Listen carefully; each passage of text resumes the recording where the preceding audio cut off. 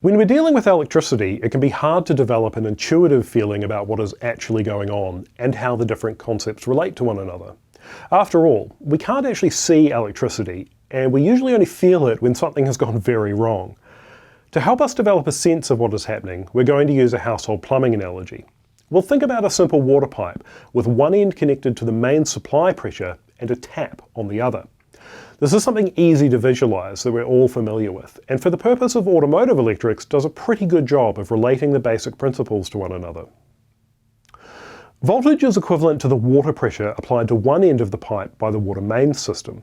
If you live somewhere with decent water pressure, this might be 60 psi, for example. When you open the tap at the other end of the pipe all the way, you drop the pressure at this end of the pipe to the same as atmosphere.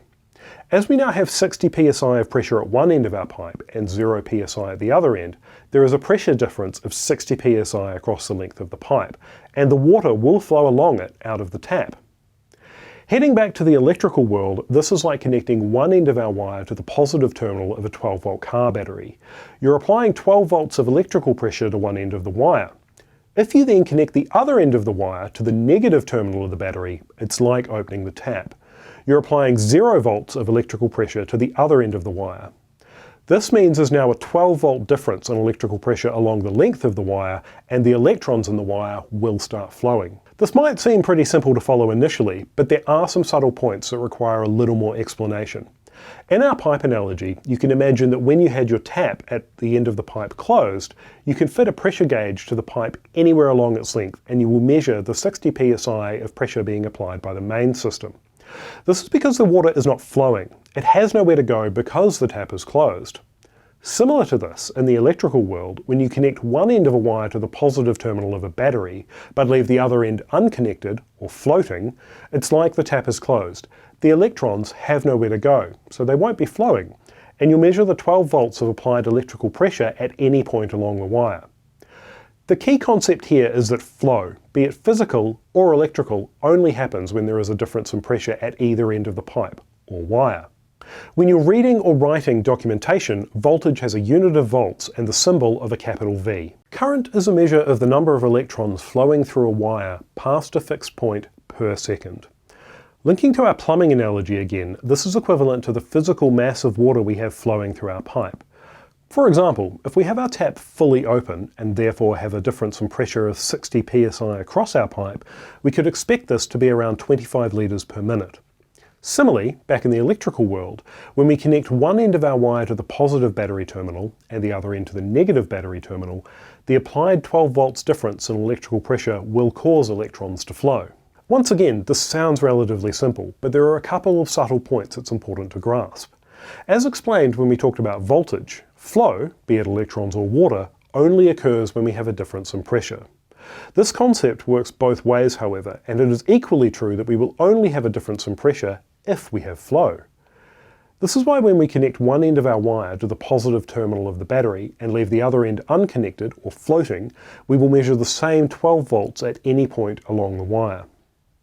Another important concept to grasp is that current always flows in a loop. Electrical circuits are called circuits for exactly this reason. It's like a race circuit. There is a start-finish line, which is the element in the circuit that supplies the electrical pressure. Typically, in our automotive world, this will either be the vehicle's battery or the alternator. When you're reading or writing documentation, current has a unit of amperes, or amps, and a symbol of either a capital I or a capital A. Resistance is a measure of how hard it is for the electrons to flow in response to an applied electrical pressure. It can be thought of as a restriction the tap imposes on the flow of water when it's only partially open. If we just barely crack the tap open and get a trickle of water coming out, this is a low flow rate as the tap is imposing a high resistance. Alternatively, if we open the tap fully, it will allow the maximum flow rate the main system can supply. This is a high flow rate as the tap is now imposing a low resistance. Back in the electrical world, the same concept applies. We have discussed connecting one end of a wire to the positive terminal of a 12-volt battery and the other end to the negative terminal. You should never actually do this, however, as the wire is like a pipe with the tap fully open. It has a very low resistance to flow, so a very large and dangerous current will flow.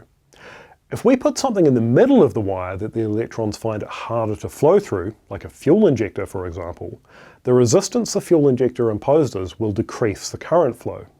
The key concept to grasp here is that different resistances cause different levels of current to flow in response to the same applied electrical pressure. In our plumbing analogy, the mains pressure never varied from 60 psi, but the flow of water varied in response to how far we opened the tap. This is why most electrical devices in a vehicle have a pretty narrow range of voltages that they will operate at. They're designed with a specific resistance that allows the right amount of current to flow through the device for it to operate correctly. This can only be done if the designer knows the narrow voltage range that the device will operate at. Luckily, for our industry, we know this is typically between 11 and 14.2 volts.